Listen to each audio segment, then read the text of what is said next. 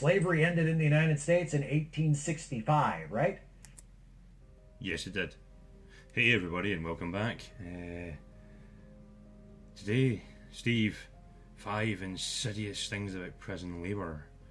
I personally can't wait, so let's dive right in. Well, here are 5 insidious things about prison labor. Well, that's excellent. Let's hear these 5 insidious things about prison labour, Steve. I wait with bated breath. Anyway. Number 1, it was the lone exception to abolition. A while ago I did one of these videos about modern day slavery where I talked about things like child trafficking that do exist here in the United States, but which are illegal and conducted underground. However, there is still one form of slavery that is completely lawful and practiced right out in the open. Yes, it is. Simple for the fact is, these people who you're saying are slaves are not slaves, they are prisoners. But anyway, let's hear what you have to say. We don't call it slavery, we call it penal labor. Section 1 of the 13th Amendment to the U.S. Constitution reads, "Neither slavery nor involuntary servitude, except as a punishment for crime whereof the party shall have been duly convicted, shall exist within the United States or any place subject to their jurisdiction." Hey retard! Yeah you retard! And your point is what? Your point is what, Steve? So, I'm starting to see where you have a problem here. I mean, I don't see a problem at all. Are you a fucking retard, Steve? No, well, yes. Well, we know you're a retard. You've proven that over and over again. But anyway, let's continue. And what's so bad about that? If someone is convicted of a crime after due process, why shouldn't the state be able to compel them to do labor for the duration of their sentence, provided it doesn't cross the line to cruel and unusual punishment? Again, I'm still failing to see why you have a problem. Seems fine to me. But anyway, continue. Inmates work to allow the state to mitigate the costs of providing them room and board, or to pay back society for their crimes. It sounds reasonable in principle, but it's the way in which penal labor exists in practice where we start to run into some issues. Steve, you're a male feminist and an SJW retard. Everything to you is like that. You're just a fucking fanny. And in Scotland, a fanny means a wimp, a coward, an idiot. What's the word that you're... A gimp. Right, Steve, you're a gimp. That's probably the best description, so you're just a fucking gimp. Anyway, let's continue, gimp boy. For example, number 2, it promotes incarceration as a solution to social problems. You got to be fucking kidding me, Steve. Wow, you are fucking stupid. I mean, isn't it the fact that incarceration for some people is the best thing for them to keep them away from society? You know, like the real fucking horrible, like cannibals, mass murder, serial killers, serial rapists and sex offenders and serial child molesters. Those people get locked away for a fucking damn good reason, Steve. I tell you what, let's see if you want to change incarceration as a solution to social problems. How about this?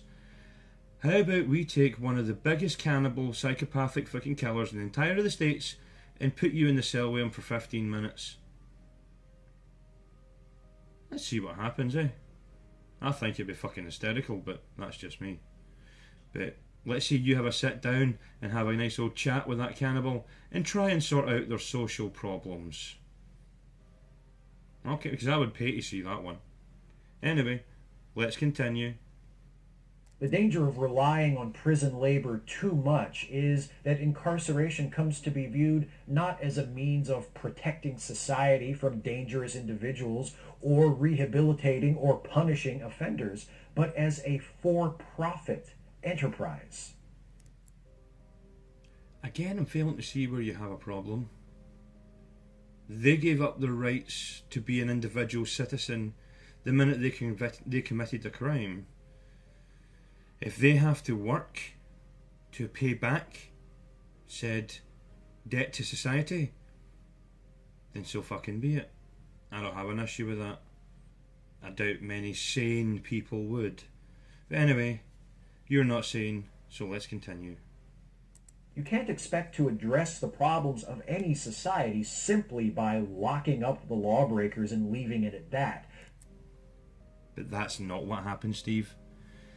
The lawbreakers break the law, and inside prison there is rehabilitation programs. Now, depending on the kind of offences that the person has committed in prison, depends on the kind of rehabilitation programs they go for. You, Steve Shives, are a fucking idiot. I mean, you have no idea what you're talking about. You have no idea how the prison system works. You have probably read something somewhere that was printed by one of your feminist friends, who again is completely fucking retarded. All feminists are retarded, I'm sorry. They are. If they believe that feminism is required in the West, you're a fucking retard. You deserve to have your ability to vote and everything taken away from you, but since that is not the society we live in, because it's the West, that doesn't happen. Because if there really was a patriarchy, and yes, I use the fucking air quotes, if there really was a fucking patriarchy, Steve, you would not be allowed to speak either because you're a male feminist. So, you're talking shit, cunt.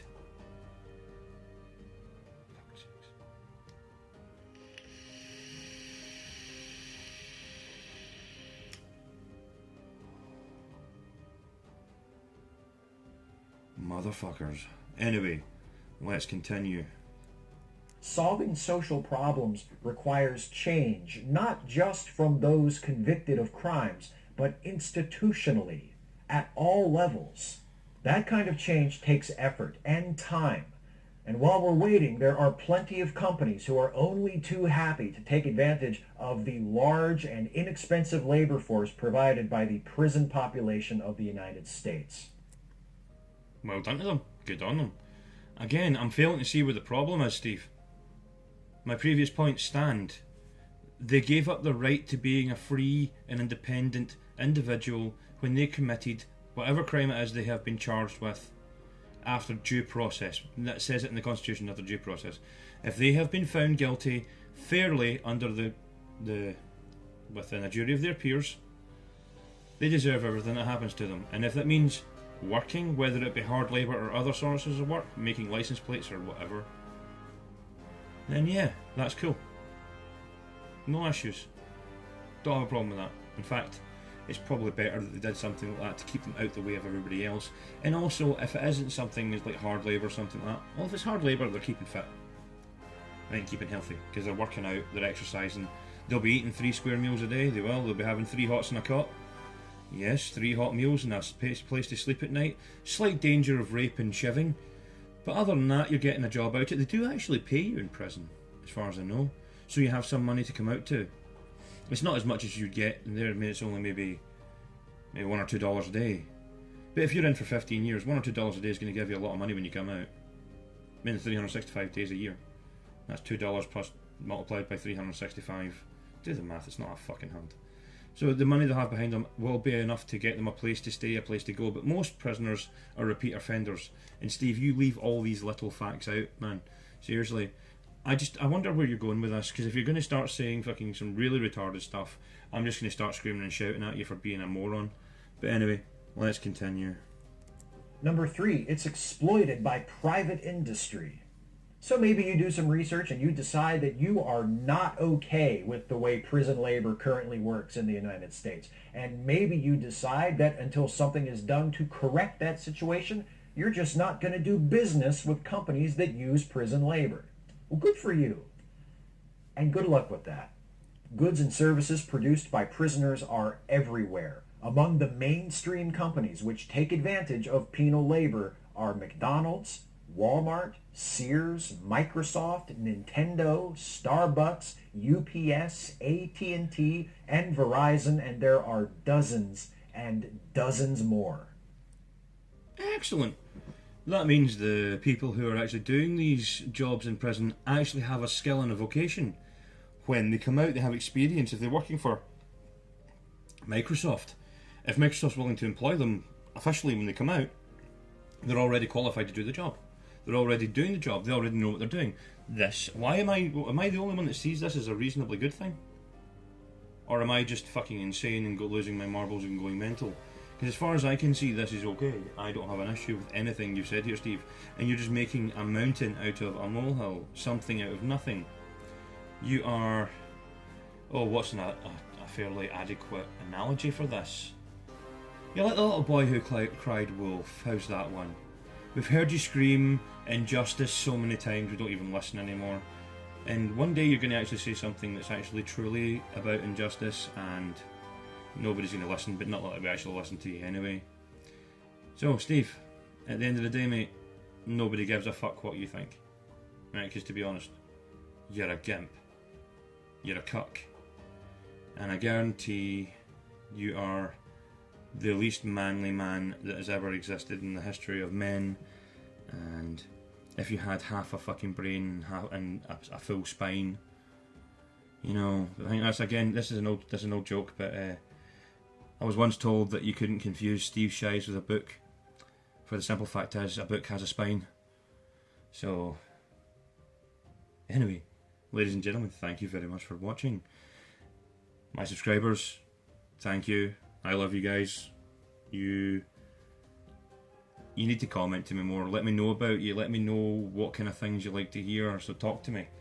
Other than that, my name is Alexander Kingsfallen. Hit subscribe if you haven't. Hit like if you haven't. And please leave a comment. And I'll catch you in the next one.